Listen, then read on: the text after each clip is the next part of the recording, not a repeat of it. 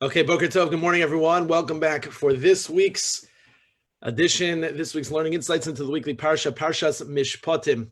For those of you who'd like to follow along with us, it's page 416, page 417 in the English, in the Art Scroll, Blue Stone Chumashim. Our learning this morning has been generously sponsored by our dear friends Jeffrey and Carla Klein in commemoration of the art site of Carla's beloved father, Philip Lewin. His neshama should have an aliyah, and in the merit and the schus of us learning Torah together, it should be a merit for the entire family. Thank you so much for your generosity. Thank you so much for your sponsorship. So I'd like to begin our learning this morning by sharing with you a story about a rabbi by the name of Rabbi Mordechai Green. Now, this Rabbi Mordechai Green moved to Hamilton, Ontario in 1958, where he ended up serving as the Rav for 44 years. Now, when he came as a young man, he was 24 years old, and the shul, the synagogue, was dwindling, and there wasn't much going on in the neighborhood. It was just very quiet. It was a lot of potential.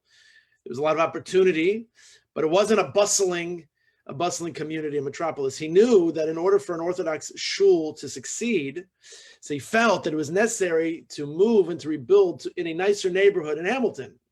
But there was a problem. He had no money. He had no way and wherewithal to do so. And he realized that the way that the community is going to have its success would be, in fact, if they were able to do that. So he went to the local branch of Royal Bank, which at the time was one of the largest banks in Canada.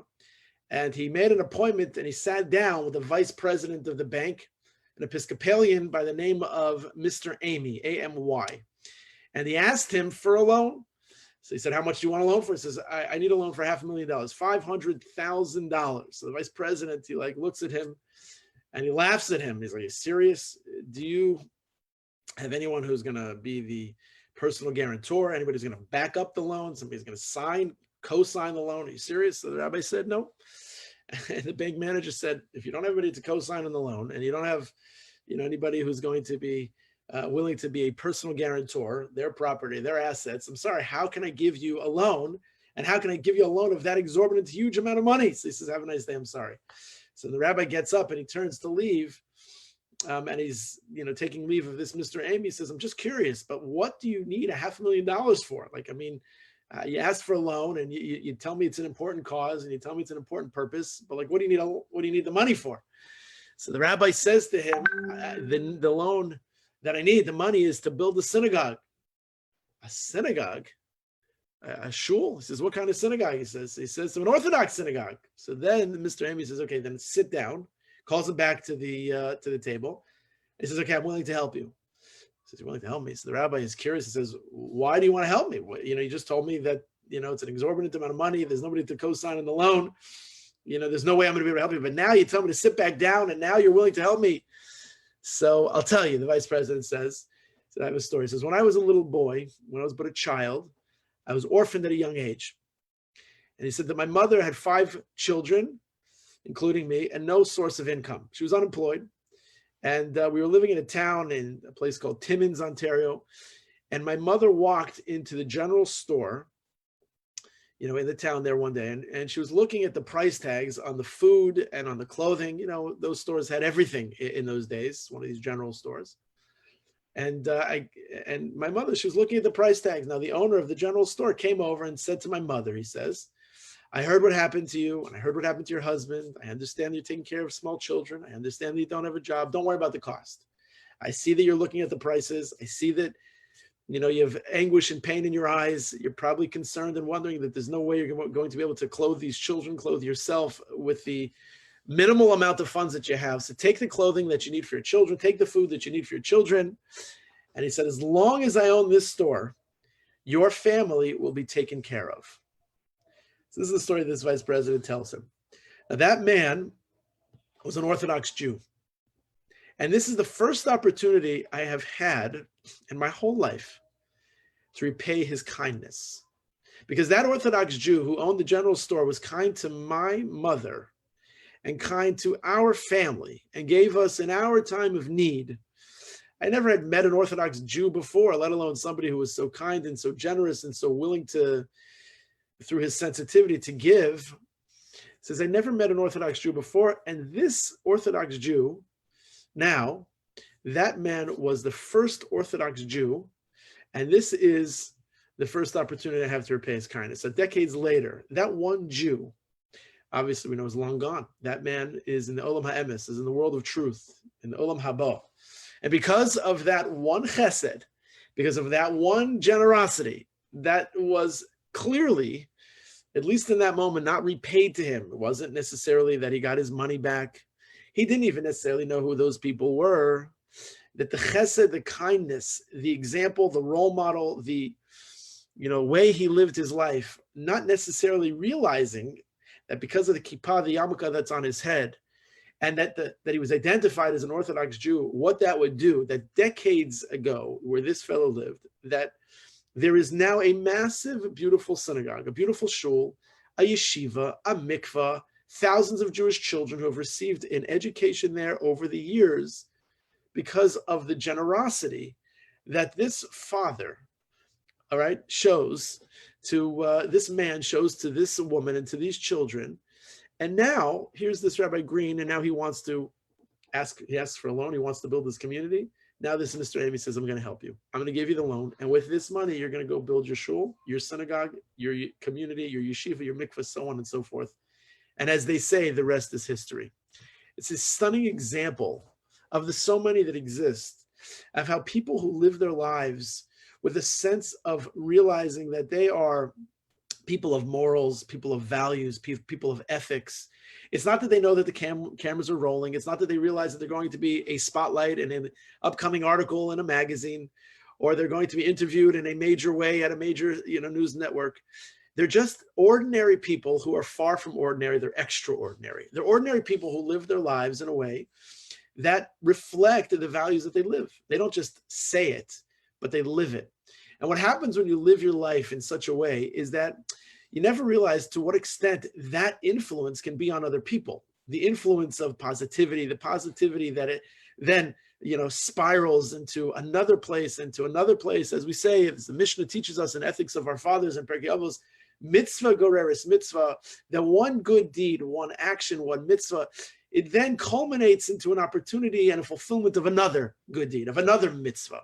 So there's one opportunity after another opportunity. By just living our lives, we connect ourselves to other people, and maybe people that will have never an opportunity to know their names, know who they are, know how we influence them, and know what kind of consequences for the world ultimately they have.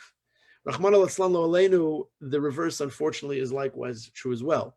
We don't realize that if we speak disparagingly about other people, about institutions, about restaurants, about anything for that matter, we don't realize that there are people that are listening, that there are others that are watching, and that the influence of others, organic as it may be, but despite the fact that others are watching, people are influenced by what you do, by good or by bad.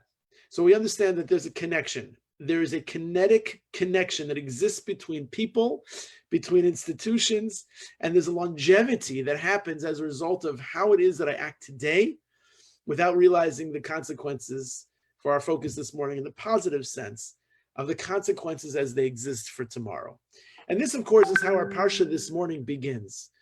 Ve'ela ha-mishpatim, the vav ha-chibor, the letter vav, the singular os, the letter vav, the gematria, of course, is 6, but the number 6 and the connection of what the vav is, ve'ela ha-mishpatim. What is ve'ela ha-mishpatim?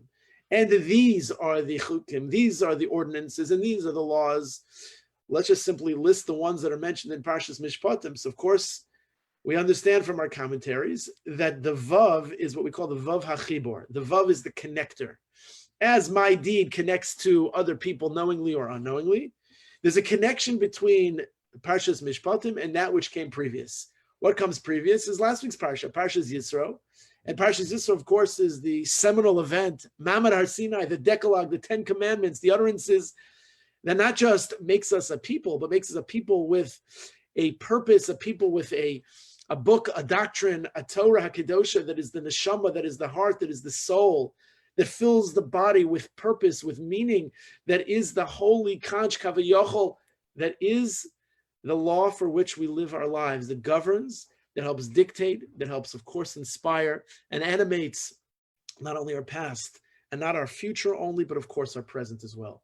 So the connection of what was in last week's Parsha, all of the laws and all of the thunder, the lightning, the drama of Mamad Har Sinai, the drama of that Mamad Har Sinai now continues in Parshas Mishpatim, and with the nuances and the even more particulars and the dinim, the laws, as they relate to business dealings, as they relate to ben adam l'chavero issues between us, interpersonal relationships, and our mankind, our fellow man. So we have to understand that those great magnanimous utterances that took place at Mamad Har Sinai, so those are connected to the seemingly monotonous, what others would wrongly suppose and conclude are less significant, but these are no less significant laws in our Parsha, the Vav HaChibor, the connection between the Decalogue Parsha and Parshas Mishpatim, Parshas Yisro and Parshas Mishpatim are intrinsically interwoven with each other. But this Vav, as we understand, as a connector and the connections that we make and the influences that we have, play significantly not only at the beginning of our Parsha, but also likewise at the end of our Parsha. We'll see that towards the end of our Parsha, we read that after Moshe Rabbeinu communicated to the people all of the series of laws that he had heard from the Ribono Shel Olam b'chavodo u'va'atzmo, so he's summoned by the Ribono Shel Olam another time, and as he's summoned by the Ribono Shel Olam, he's told to return to the Har, to the mountaintop, and he's told that when he comes to the mountaintop, he's going to receive the rest of the dinim, the rest of the laws. The pasuk says, "Vayomer Hashem el Moshe." God says to Moses, "Alei Elai hahara." Come up to me to the mountain, v'hayeh sham, and you should remain there. Ve'etna l'chos luchos, and you should know while you're up here, I am going to, while you're here, give you the stone tablets, the luchos, ha'even, v'ha'torah, v'ha'mitzvah asher kosavti l'hayrosam, the stone tablets, the law, the commandments that I have written to instruct them. This is what you shall do upon your return. And then the Torah tells us in the very next pasuk, Vayakom. And this word Vayakom is going to be our significant focus this morning, but not just the word kum and Vayakom or Yakom, but Vayakom with the Vav HaChibor, the connection between Moshe ascending to the mountain to receive the tablets, and then what that is going to mean for him, what that's going to mean for Yehoshua, what that's going to mean for the Jewish people, what that's going to mean for us. Pasuk says, "Vayaka Moshe v'Yehoshua." So Moses and Joshua, Misharso, his trusted servant, Vaya'al Moshe el Har ha'Elokim. So it was Moshe and Yehoshua. They arose, they got up, and Moshe ascends to the mountain of God. Now it seems as if they're both going to ascend, and then at the end of the verse is that only Moshe ascends. So we're going to study this pasuk, this verse, a little bit more in depth. Vayaka Moshe v'Yehoshua Misharso, Moshe and his attendant Joshua, Yehoshua, they arose. And again, Perek Chav Dalad, pasuk Yud Gimel, chapter 24, verse 13. Moses then ascended to the top of Mount Sinai, and this is where we are left. Now Rashi explains the curiosity of why it's Moshe Rabbeinu ascends and Yehoshua doesn't ascend. So Rashi explains that Yehoshua escorted his Rebbe. He escorts his teacher. You know, you have a Rebbe, you have a prominent person. You escort, you show honor, you show deference, you show kavod. So Yehoshua teaches us this by escorting his Rebbe, his teacher Moshe Rabbeinu, to the point beyond which he was not permitted to be. Meaning he came to a certain point and no longer Vayaka Moshe v'Yehoshua Misharso. So Rashi says, I do not know what business Yehoshua had here. But I would say, he says, Va'omer ani shahaya hatalmid melavil rav ad mokom hagabalas hachayim yahar. The Rashi says that it seems to be that the disciple, that the Talmud, that the student, Yehoshua, Joshua, he escorts his mentor, he escorts Moshe, he escorts Moses until the place of the limits of the boundaries of the mountain, right? Because we understood from last week's Parsha, there was Hagbala, there was a boundary that was set, and the people were not permitted to go past a certain boundary, and if they did, they would die. And so it seems that he was only able to perceive and to achieve a place on the mountain only up until a certain point, and he's only permitted to go there, not past that point. And it was from there that Misham yalo Moshe levado al har ha'elokim, Rashi says. It must be from that point on, after he was escorted to Moshe Rabbeinu, then he goes alone up and ascends the Har Hashem, the Har Elokim. And he ascends the mountain of God. And as Rashi says, Yoshua not to Shamaholo. Akiv Sham kol arba'im yom. You know what happened? Yoshua, he pitches his tent, and he waits there for 40 days for Moshe Rabbeinu to come back, to come down. Kishired Moshe, v'yishma Yoshua's kol ha'am b'ros. Again, the psukim substantiate this. So it's not that just he went with him and he goes with him, but then at a certain point he stops, and Rashi explains this query, this curiosity. He stops, and at a certain point only it is that Moshe Rabbeinu continues to ascend, because there was a Hagbolah, there was a boundary, there was a border. You can go up until this point and no further. And Yoshua, the trusted servant, he does what he has to do, and then he leaves. Moshe Rabbeinu to ascend himself goes back, as Rashi says, he pitches his tent and he waits for his master, for Moshe Rabbeinu, his teacher, to return. Good, that's how we understand these psukim. But the commentary that I want to share with you is the commentary of the Ksav Sefer. And the commentary of the Ksav Sefer is extraordinary in the sense that he writes that there's a great significance of the word Vayakum. What's Vayakum? Kum, from the shirish of the word kum, to get up, to arise, to arose. They arose in the context as they were clearly somewhere else. And they arose to go to the place that is clearly this place of extraordinary significance. The significance of the place that they go, and the significance of the word Vayakum. Now, we know that this is not the first time that we've seen this word Vayakum. It appears many times throughout Tanakh. But the word Vayakum comes to us again here in this Parsha, Parshas Mishpatim. But it appeared to us at a previous instance in Sefer Bereshis, Perek Chav Gimel Posik Yud Zayin, chapter 23, verse 17. And there, when the word Vayakum is used, it's used in reference to Avram Avinu's purchase of Maras Machpelah and Parshas Chayesar. Of course, you'll remember what is the pasuk after Sari Menu's passing. So the pasuk tells us Vayakum, and it was that Avram Avinu Vayakum, there's a getting up. Vayakum stay Ephron. And so the field of Ephron, which was Asher b'Machpelah, which was in Machpelah, Asher lifnei Mamre, which is facing Mamre, it was Hasodeh v'Amora Asher bo, it was established in Avram Avinu's possession.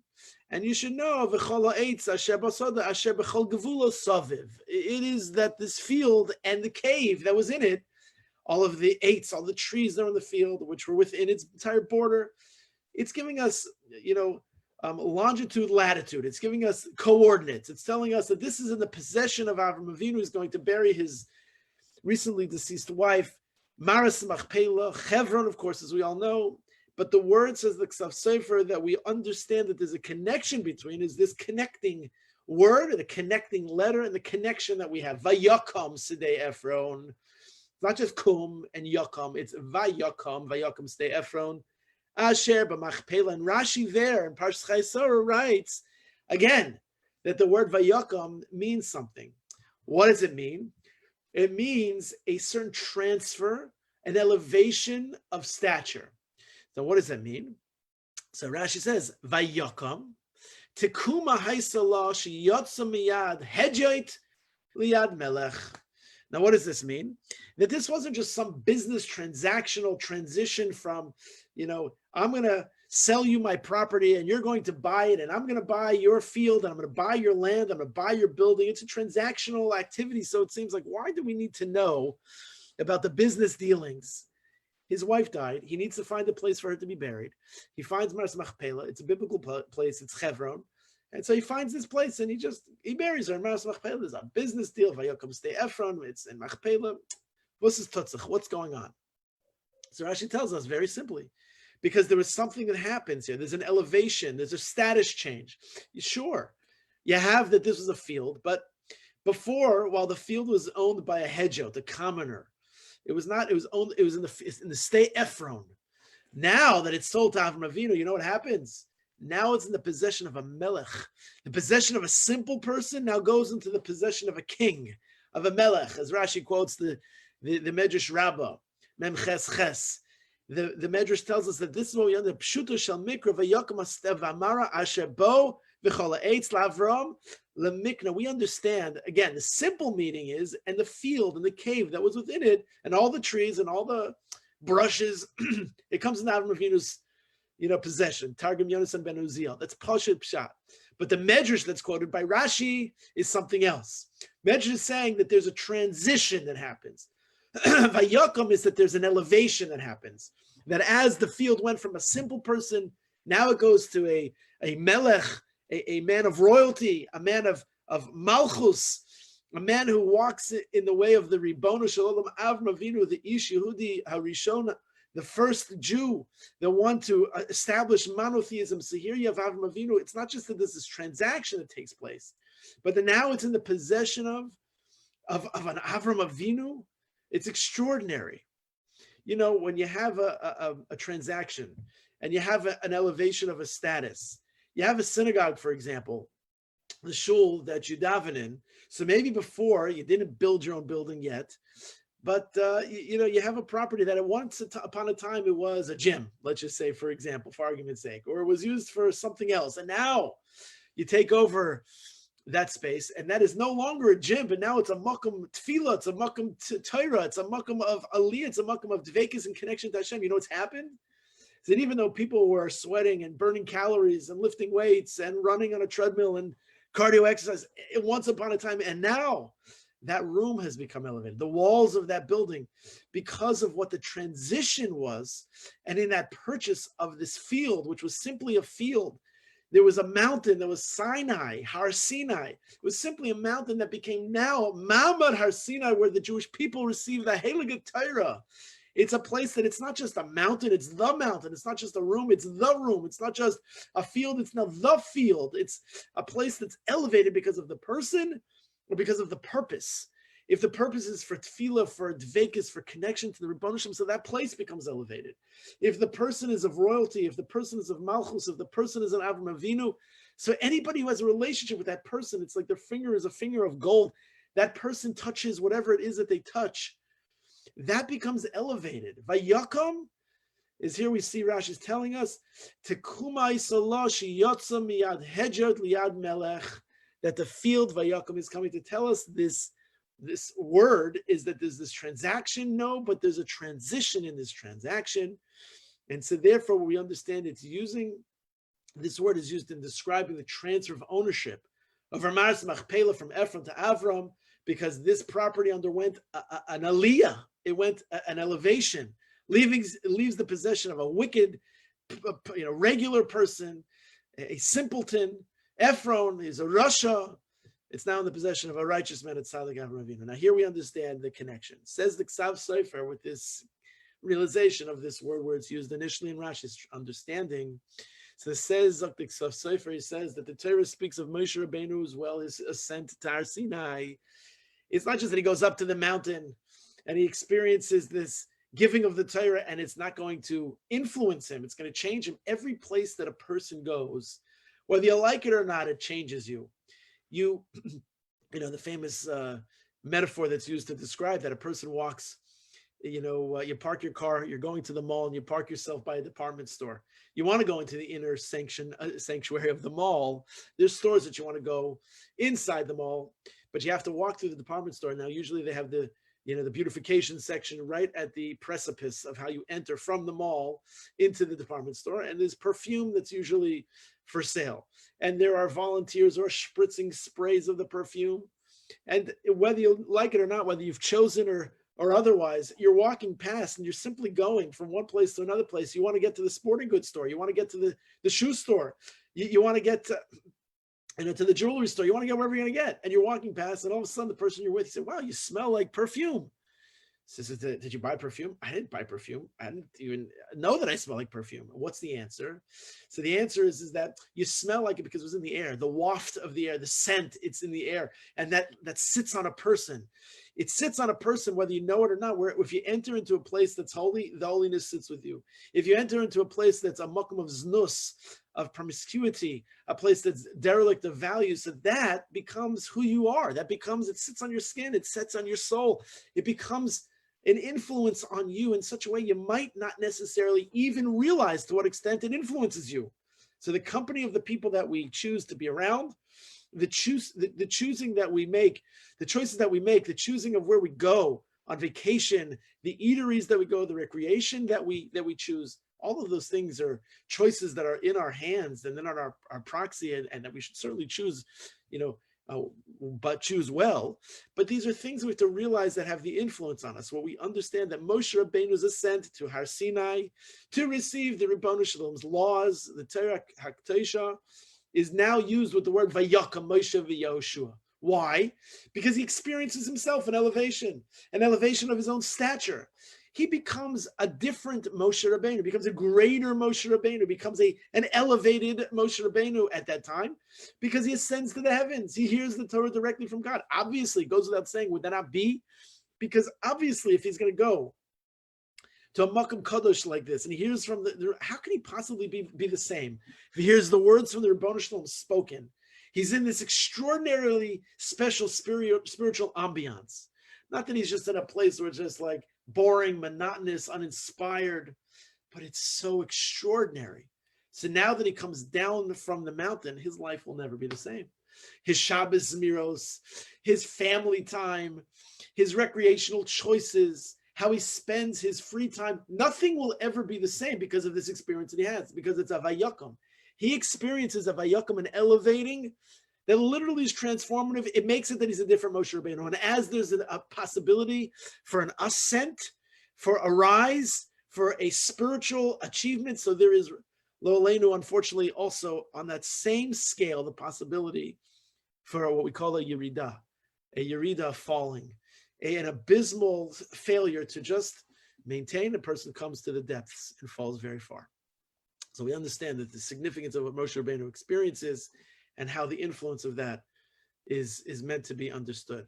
But here's where I want to kind of add to this in a way that I think even is easy to be overlooked, but so important nonetheless. It goes without saying. Obviously, if Moshe Rabbeinu is going to be in the company of the Ribbonu Shalom, so obviously it's going to be a different Moshe Rabbeinu. There's going to be an influence and elevation. Obviously, it goes without saying. It would be criminal if it wouldn't be that way. So obviously it was. But says the Ksav Sofer, when it says Vayakam Moshe, but it also says Vayakam Moshe v'Yehoshua Misharso. Wait a second. It's one thing if Yehoshua would go up with him, but Rashi already learned didn't go up with him. He only went up to a certain point. He went to a gavul. He went to a border. He went to a boundary. He went to a place and no further. So what's the understanding? Vayakam Moshe v'Yehoshua Misharso. Vayakam Moshe v'Yehoshua Misharso. Vayal Moshe el Har HaElokim. Only Moshe goes.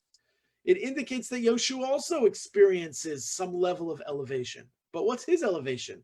If Moshe Rabbeinu's elevation was that he went upstairs, if you will, up to the heavens, sat by the Kisei Kavod, receives the Holy Torah, and we understand that Yoshua did not do that, what's his Vayakam moment? What's his elevation moment? So it says, the Ksav Sofer explains, because the greater the master, the greater the teacher, so the more the Eved, the servant, grows. Listen, that's unbelievable. It's worth repeating again. The greater the master, the more the servant grows. You know, when a person excels, when a person rises to greater spiritual heights, so that people under that person's sphere of influence, they rise with him.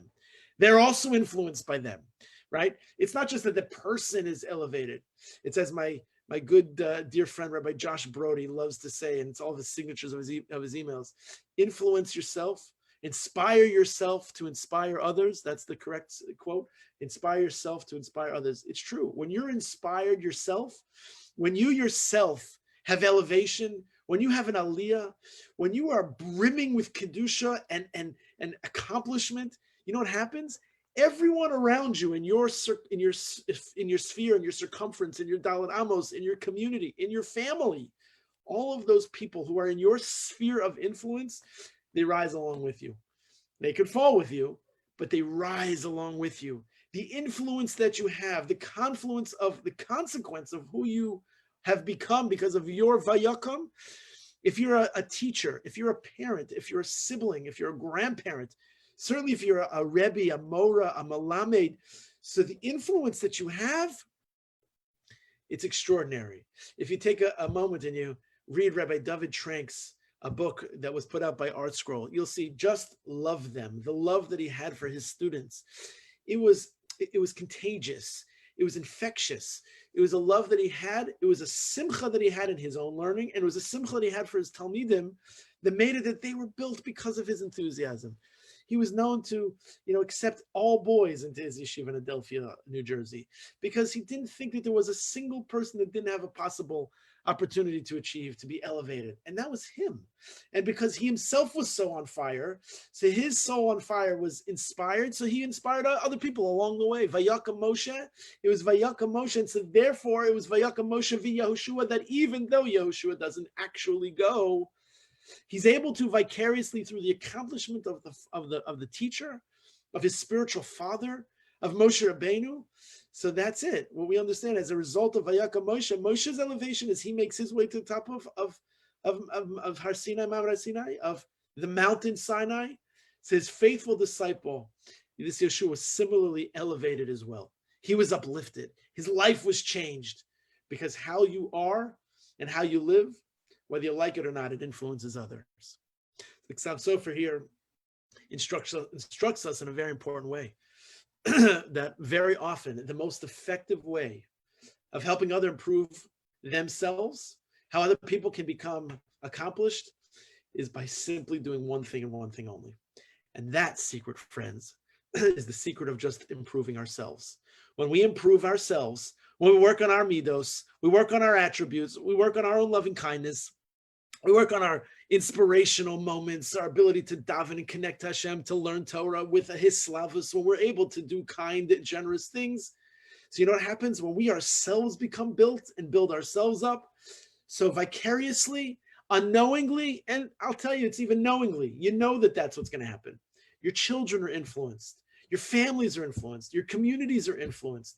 The world is influenced by it. If only people chose to worry less about what other people are doing and to focus more on improving themselves, my goodness, we would be a people, metropolis after metropolis, kehila after kehila, that would be people that would be able to live not only inspired lives ourselves, but by definition, inspire others along the way. And so if we want to positively influence the people around us, there's so much rhetoric and finger pointing and commentary. Look at this and look at that, and they should do this, and this one should do this, and I should impugn this person, and I should impugn that person, and I'm castigating people left, right, and center. No. To stop looking around the people with negativity. There's enough negativity to go around. But if we want to change the world, if we want to make an influence in people's lives, we want to make an influence in the world around us, so we should focus first and foremost on lifting ourselves higher. Make it so that we stand on the proverbial chair. We rise ourselves to the responsibilities that we know that we should live faithfully towards, which will likely have an effect on lifting other people as well. You're going to lift people up with you. Now, the example that we set through our conduct, the example that we set through our lifestyle, it's far more influential in many cases than direct instruction. Do this, say that, think this. That's direct frontal instruction. It works for some, and even if it works for others, not as much, it works very little. What's the best is I want to live like that person. I'm inspired by their love of Torah. I'm inspired by their love of chesed. I'm inspired by their love of people. I'm inspired by their love of humanity. Look at how these people live, and I want to be like that. And so we have to work to elevate ourselves. It's a beautiful lesson of the Ksav Sofer, to always reach higher. And these efforts that we make will just, then impact the people around us, make the world just a little bit better. I remember, and, this kind of point comes, is brought home, comes to light. Before COVID hit, we were zocha. We merited the opportunity to welcome, among our many scholars and residents that we've welcomed to the Boca Jewish Center community, Rabbi Marvin Heyer from the Simon Wiesenthal Center. And while he was with us for Shabbos, he shared so many extraordinary, beautiful stories. He has so many stories of his encounters and his meetings with people, and the bridging of the gaps that exist, because the life work that he's been committed to and continues to be committed to is educating people of the horrors of the Holocaust, the horrors of hatred, unchecked hatred, and what can happen when it relates to understanding how the evils of yesterday can be repeated, if it isn't that people understand to learn their lessons. So in his book, which I recommend for all to read, so he shares an unbelievable story. And this unbelievable story really highlights, kind of similar to the first story I shared with you this morning, the story of the influence that you can have on somebody, and not necessarily knowing where or how and to what extent the influence can be, ultimately manifest. So he explains in his book that he had the opportunity to meet King Hussein, and he actually had and developed a very close personal relationship with him. And in fact, King Hussein came to the Simon Wiesenthal Center in Los Angeles and visited him. And he explains that on one occasion, he presented the king from Jordan with a silver shofar as a gift. And this silver shofar inscribed upon the shofar as a gift with the words, and they quote, "He who pursues peace will find his prayers answered." So the king, he accepts the prize. Everybody was there. They give him a rousing standing ovation. And then Rabbi Hayer gets up and he thanks His Royal Highness, comes to the Museum of Tolerance. And in these powerful words, which I want to share with you in a direct excerpt, a direct quote, he reinforces this message. What's the message? Listen to what he says. He said, "A few moments ago, Your Majesties, you saw firsthand," he was talking to the king and his wife, "you saw firsthand the results of unmitigated hatred when you visited the museum, particularly the Holocaust section that highlights the evil brought upon mankind by the Third Reich. But the story of mankind," and these are the most important words here, the story of mankind. We are, friends, writing the story of mankind. These are the words that got me. But the story of mankind need not be written in a crematoria or in death camps. It need not be written in the carnage left by a terrorist attack. It can be written in the fertile fields that feed the hungry, in the wonders of modern medicine that cure the sick. It can be written in the classrooms of our schools, in the classrooms of our universities that help defeat ignorance, or in our synagogues, or in mosques that nourish the soul, and in the halls of our legislatures that protect the rights of free men and women all over. He said, as they sat together at the luncheon afterwards, following the ceremony, so the king innocently turned to Rabbi Hayer and said to him, "I would like to become a member of your museum." Now, Rabbi Hayer said that he just assumed that he was speaking figuratively. I support what you do. Very powerful day, very inspiring. So Rabbi Hayer said he didn't go into the membership policy, differences of how you can join membership, but King Hussein said, "Is there a membership card that I could fill out?" So realizing it was serious at the time, Rabbi Hayer instructed one of his staff members to run over to the museum's lobby, fetch some of the membership materials, and when he came back, he gave it to the king, who, you have to remember, the king of Jordan is a descendant of the Islamic prophet Muhammad, with a membership card to the Simon Wiesenthal Center, to the Museum of Tolerance. He removes a fine ballpoint pen from his jacket pocket, signs the back of the card, and tucked it into his wallet. And now he becomes a member of the Museum of Tolerance, because the influence that you can have on people by extending themselves, by extending yourself, by extending, values to other people, it's extraordinary. And it's in those very words that the story of mankind can be written by our deeds, by the things that we say, by the things that we do, by the values that we live. It's the Vav HaChibur, it's the Vav that's the connector between what was in last week's Parsha, what is in our Parsha. It's the connection between Moshe Rabbeinu and his disciple of great consequence, Yehoshua, his disciple of extraordinary, who becomes now the leader of the Jewish people because of his proximity to Moshe Rabbeinu. It's the Vav HaChibur that connects us. Vayakam, he gets up. And as there's a connection between the property, the field of Ephron, that now becomes the field of Avram Avinu, it becomes elevated, says the Medrash Rabbah. Now there's an elevation of Moshe Rabbeinu, but not just an elevation of Moshe Rabbeinu, there's an elevation of Yehoshua. And Yehoshua is elevated because of the proximity. And friends, when people who are in our proximity, likewise, we become like an Avram Avinu. Likewise, we become a Moshe Rabbeinu. Likewise, we become a Sarah Imenu, and a Rachel Imenu, and a Leah Imenu. Likewise, we become these holy people because we are a repository of holiness, of Kedusha. Likewise, As individuals have had influence on individuals for millennia, we likewise carry the torch, hold that bare responsibility upon our heart and in our soul to be an influence on others, to understand that the world is watching. Your children are watching, your grandchildren are watching, everybody is watching. And so when we live our lives inspired, we inspire others along the way.